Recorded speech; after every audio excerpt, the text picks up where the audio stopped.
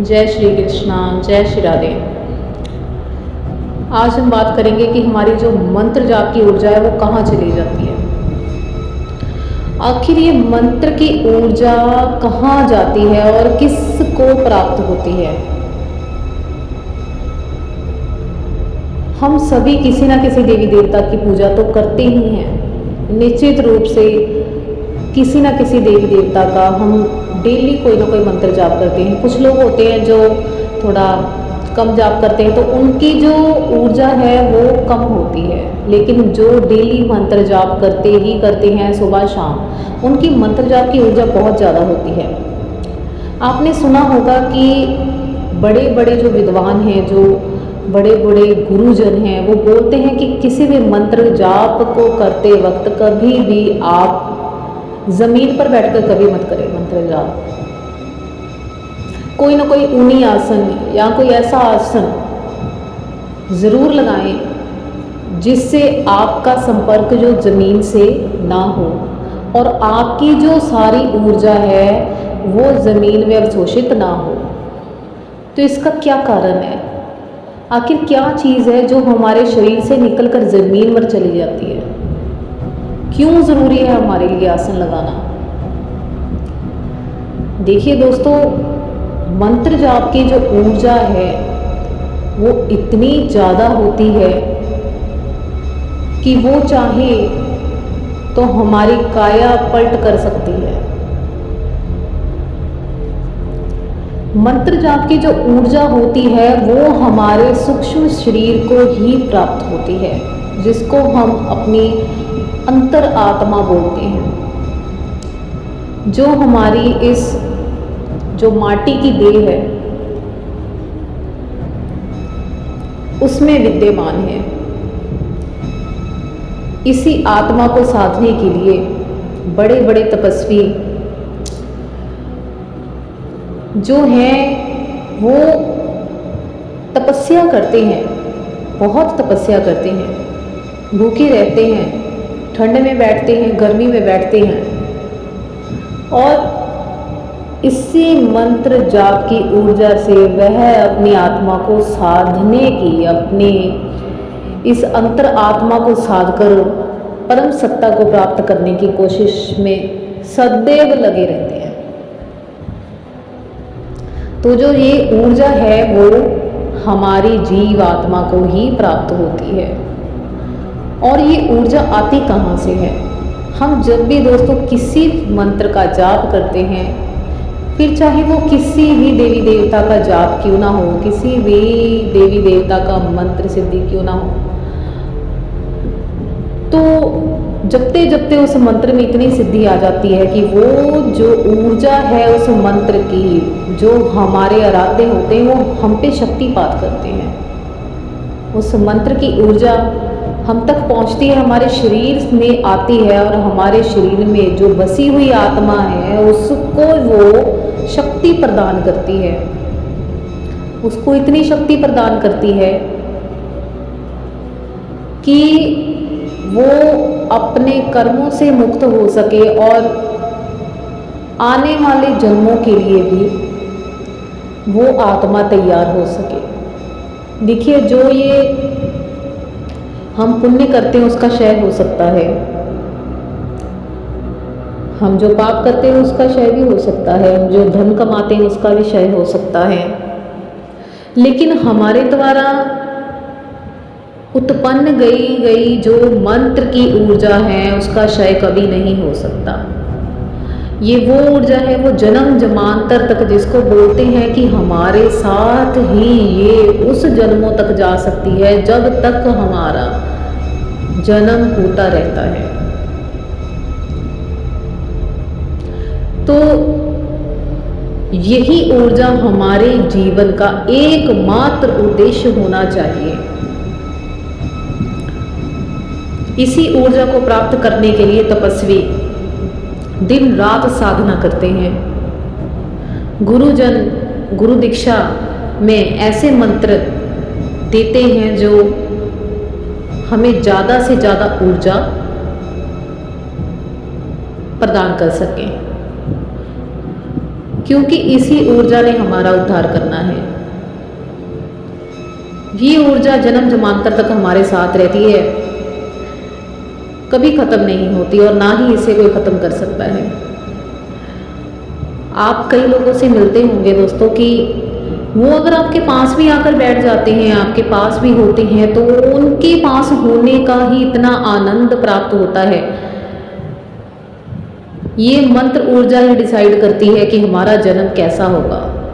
हम सुंदर होंगे, हम करूप होंगे, हम धनवान होंगे, हम कंगाल होंगे। ये सब कुछ इस मंत्र ऊर्जा पर निर्भर है। किसी किसी व्यक्ति का मंत्र ऊर्जा से ऑरा इतना स्ट्रांग हो जाता है कि उसके आसपास आने वाले सभी व्यक्तियों की जो अंतरात्माएं वो तृप्त हो जाती हैं। कई बार कोई व्यक्ति देखने में भी इतना अच्छा नहीं लगता, लेकिन फिर भी अचानक मन उसकी तरफ जो आकर्षित होने लगता है और हम सोच में पड़ जाते हैं कि ऐसा है भगवान ने इसको क्या दिया है कि ये व्यक्ति देखने में भी इतना सुंदर नहीं है, इसके पास इतनी कोई सत्ता माया नहीं है, लेकिन फिर भी जब इसके पास बैठते हैं तो अत्यंत आनंद की प्राप्ति होती है और बहुत दिल करता है कि बस इसकी बातों को सुनते ही जाए और सुनते ही जाए। सच में अद्भुत है। इसी मंत्र ऊर्जा को प्राप्त करना हमारा जीवन का एकमात्र उद्देश्य होना चाहिए, जिसे हम पर ब्रह्म का रूप देते हैं। जब मंत्र जाप की ऊर्जा धीरे धीरे सधने लगती है, तब हमारे जो 7 चक्र हैं वो भी जागृत होने लगते हैं। हमारी जो आत्मा है इधर उधर भटक रही है, हमारा जो मन है जो शांत है वो स्थिर होने लगता है। हमारी सोचने की जो प्रगति हो जाती है, हमारे सोचने का नज़रिया बदल जाता है।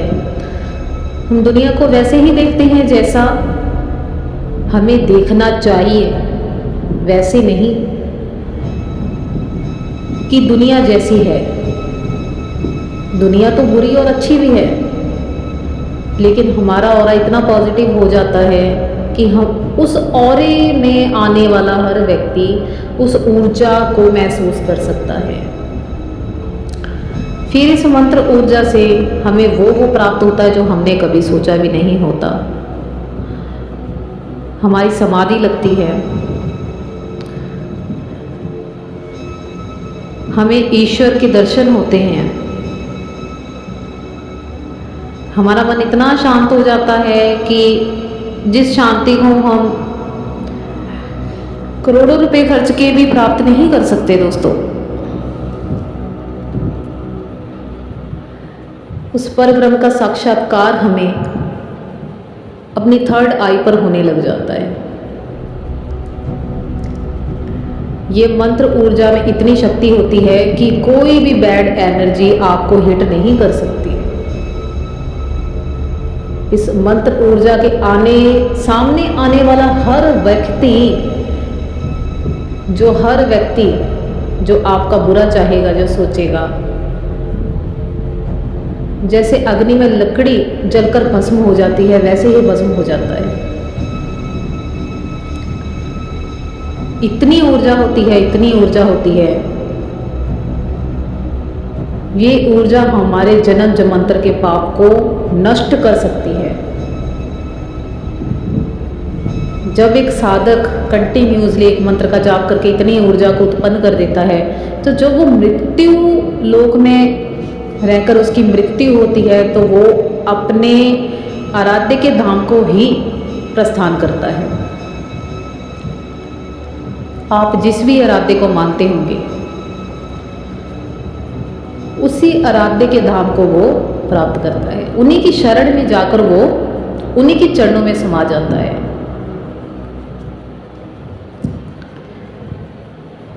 और सबसे बड़ी बात तो ये है कि जैसे जैसे ये ऊर्जा बढ़ती है वैसे वैसे हमें जो अनुभव हैं वो भी होते हैं कि हाँ, हमारे जीवन में कुछ ऐसे परिवर्तन हो रहे हैं जो हमने कभी सोचे भी नहीं थे। उसकी सभी कामनाओं की सिद्धि होने लगती है। उसकी सभी प्रकार की मनोकामनाएं जो उसके अंतर मन में बैठी थी वो स्वयं ही पूरी होने लग जाती हैं। उसको किसी भी चीज़ को मांगने की ज़रूरत नहीं पड़ती, स्वतः ही सब कुछ उसके पास पहुंच जाता है। और आश्चर्य की बात तो ये है कि जब कोई साधक इतना आगे निकल जाता है तो तब उसे उन चीज़ों का मोह भी नहीं रहता। ये मोह ही तो तोड़ना है, यही तो टूटता नहीं है। सो जो मंत्र की ऊर्जा है वो हमारे जीवन को बदल कर रख सकती है। इसीलिए जितने भी अच्छे अच्छे गुरु हैं वो यही सबसे पहले जब भी गुरु दीक्षा देते हैं तो सबसे पहले वो यही बोलते हैं कि अपने मंत्र जाप को आप बढ़ाइए, क्योंकि आपका मंत्र जाप जितना बढ़ेगा आपकी ऊर्जा उतनी बढ़ेगी, उतना ही आपके जो चक्र हैं वो बैलेंस होंगे, आपके जो ग्रह नक्षत्र हैं उनका असर प्रभाव जो बुरा है वो आप पर निष्फल हो जाएगा। जब आप ऊर्जा अंदर से उत्पन्न कर रहे हैं तो आपको बाहर से ऊर्जा लेने की क्या ही आवश्यकता पड़ेगी। इसीलिए जो जितने बड़े बड़े गुरु धर्मात्मा हैं वो सबसे पहले अपने शिष्यों को साधना की आज्ञा देते हैं कि आप ज़्यादा से ज़्यादा साधना करिए, यज्ञ करिए। क्योंकि जब आप यज्ञ करते हैं दोस्तों तो यज्ञ से सभी देवी देवताओं को जो उनका जो यज्ञ भाग प्राप्त होता है उन्हीं से वह संतुष्ट हो जाते हैं। क्योंकि जितने भी देवी देवता हैं उनको जो भी प्राप्त होता है वो यज्ञ से ही प्राप्त होता है, और वो ऊर्जा निश्चित ही हमें ही प्राप्त होती है दोबारा। आपने सुना होगा कि जितने भी गुरुजन हैं वो बोलते हैं कि अंतिम जब आप किसी भी मंत्र जाप को करने के बाद उठते हैं तो आप उस मंत्र जाप को करने के बाद अपने जो आपके जो इष्ट हैं, आपके जो इष्ट हैं जिनको भी आप पूज रहे हो, जिनको भी आप मानते हो, तो आप अपने मंत्र जाप की ऊर्जा को उनके चरणों में समर्पित कर दें। चरणों में समर्पित करने का यही मीनिंग होता है कि मैंने जो मंत्र जाप ऊर्जा प्राप्त की है वह सभी आपकी कृपा से मेरे पास है। मेरे पास मेरा कुछ भी नहीं है, आपका दिया मैं आपको ही अर्पित कर रहा हूँ। मुझ में इतनी क्षमता नहीं है कि आपकी ऊर्जा को मैं ग्रहण कर सकूं। कृपया आप अपनी ऊर्जा को लीजिए, धारण कीजिए। क्योंकि जब व्यक्ति के पास कोई चीज़ आ जाती है तो उसको सबसे पहले उसको अहंकार होता है कि हाँ ये वस्तु मेरे पास है। वस्तु तो आपके पास ही रहेगी, लेकिन एक जो विनम्रता होती है अपने आराध्य के प्रति वो हमें अहंकार से बचाए रखती है कि हमारे पास तो हमारा कुछ है ही नहीं, जो है बस आप ही आपका है। आप तो बस हमारी जो जीव आत्मा है उसको अपने चरणों में लगा लीजिए प्रभु। तो मंत्र जाप की जो ऊर्जा है वो इतनी शक्तिशाली होती है, इतनी शक्तिशाली होती है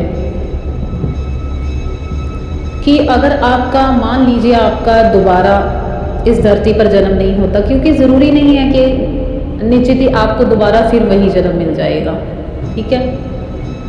तो इतनी ऊर्जा होती है कि कोई भी अगर आपको जन्म नहीं मिला, मान लीजिए आपकी आत्मा भटक रही है, तो आपकी आत्मा को कोई भी व्यक्ति वश में कर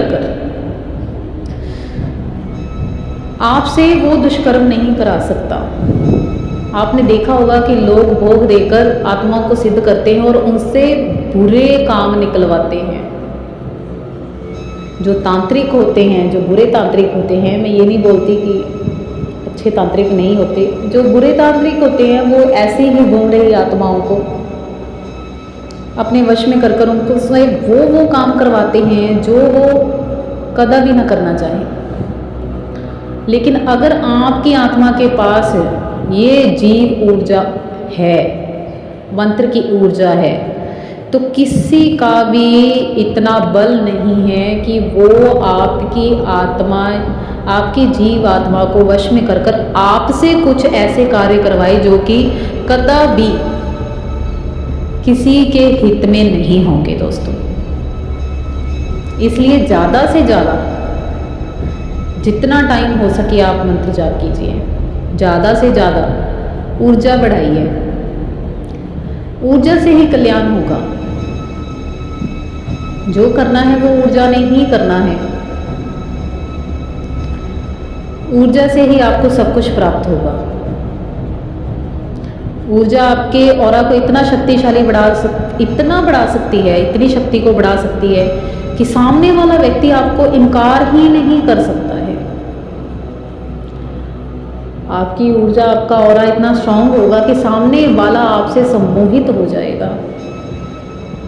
ऐसा सम्मोहित होगा कि बस वो आपको ही देखता रह जाएगा और आपकी वाणी की तरफ ही उसका जो ध्यान होगा और वो यही सोचेगा कि ये इतना अच्छा, ये इतना पॉजिटिव, ये इतना शक्तिशाली क्यों है। आखिर ऐसा क्या चीज़ है जो मेरे पास नहीं है लेकिन इसके पास है। तो मंत्र जाप की ऊर्जा इतनी शक्तिशाली है। जब ये ऊर्जा बढ़ने लगती है तब हमें बहुत बहुत भिन्न प्रकार के अनुभव होते हैं और वो अनुभव कभी भी किसी के साथ वैसे शेयर नहीं करने चाहिए। आप अपने गुरुजनों को बता सकते हैं, हाँ आप और लोगों को भी बता सकते हैं, लेकिन ऐसा देखा गया है कि वह अनुभव थोड़े दिखने कम हो जाते हैं। बस इसी डर की वजह से सभी मना करते हैं कि आप अपने अनुभव किसी के साथ शेयर ना कीजिए। बाकी आपकी ऊर्जा कम नहीं होती कभी भी। आपकी ऊर्जा जो जितनी है वो इतनी ही आपके साथ जाएगी इस मृत्युलोक से। हमारा सच में जीवन में सबसे बड़ा धन यही है, जिसको बोलते हैं ना कि हमने पुण्य कर्म किए और पुण्य हमारे साथ चले गए तो पुण्य ही हमारे साथ जाएंगे अवश्य जाएंगे। अगर आपने पाप कर्म उतने कर लिए तो पुण्य कर्म आपके साथ कैसे जाएंगे? वो तो आपने बैलेंस कर दिया, लेकिन मंत्र जाप की ऊर्जा आपकी कभी भी क्षय नहीं होती। मंत्र जाप की ऊर्जा जन्म जन्मांतरों तक आपके साथ चलती है। आपका जब आगे जन्म होगा तो वो ऊर्जा वहीं से आपके साथ होगी। आपको अपने आसपास दिव्य शक्तियों का आभास होता है कि कुछ तो ऐसा है जो केवल मुझे ही एहसास होता है, मैं किसी को बता नहीं सकता या किसी को बता नहीं सकती। ये चीज़ें स्वतः ही अपने अगले जन्म में घटित होनी शुरू हो जाती हैं दोस्तों। तो यही मंत्र ऊर्जा का प्रभाव होता है। मंत्र ऊर्जा से ही आपके चक्र जागृत होते हैं। मंत्र ऊर्जा से ही आपको समाधि मिलती है। मंत्र ऊर्जा से ही आप अपने सूक्ष्म शरीर में जा सकते हैं और सूक्ष्म शरीर से बाहर आ सकते हैं। भविष्य देख सकते हैं, वर्तमान देख सकते हैं और पास्ट भी देख सकते हैं। जितने भी ऋषि मुनि थे वो इसी ऊर्जा के बल पर ही ब्रह्मांड का भ्रमण करते थे, अपने शरीर को छोड़कर। मंत्र ऊर्जा का इतना प्रभाव होता है। मंत्र ऊर्जा आपको आपके आराध्य जैसा ही बना देती है। सच तो यही है कि आप अपने आराध्य के जैसे ही बन जाते हैं। यही मंत्र ऊर्जा का जो असली उद्देश्य है कि आपको आपके आराध्य में ही लीन कर देना। तो ये थी मंत्र ऊर्जा के बारे में जो मैं आपको बताना चाहती थी।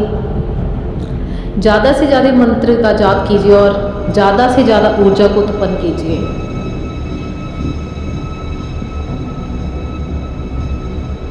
तो ये जो मंत्र ऊर्जा हमें जो शक्ति प्रदान करती है वो दुनिया में किसी भी कोने में हमें खरीद कर भी नहीं मिल सकती।